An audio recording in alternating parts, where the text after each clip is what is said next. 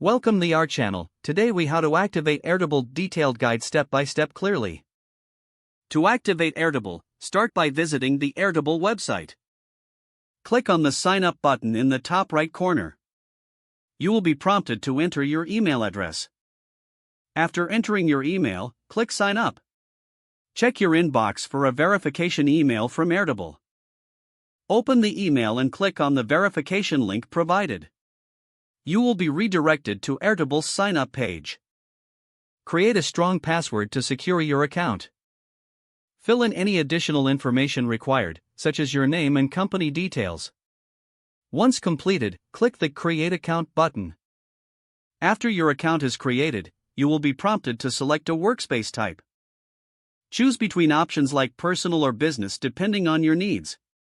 After selecting a workspace, click Continue. You may now be presented with various templates. Explore the templates to find one that suits your project needs.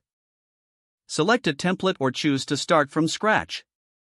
Once you've made your selection, click Use Template or Start from Scratch. You will be taken to the Airtable interface. Familiarize yourself with the layout and options available.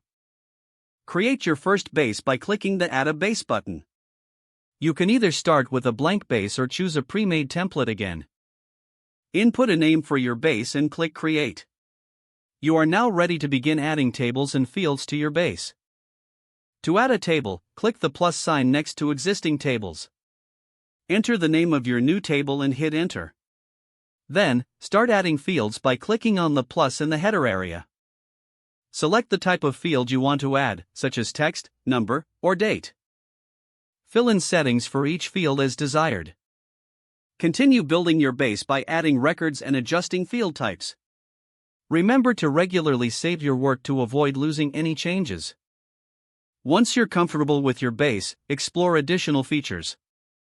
You can collaborate with team members by inviting them to your workspace.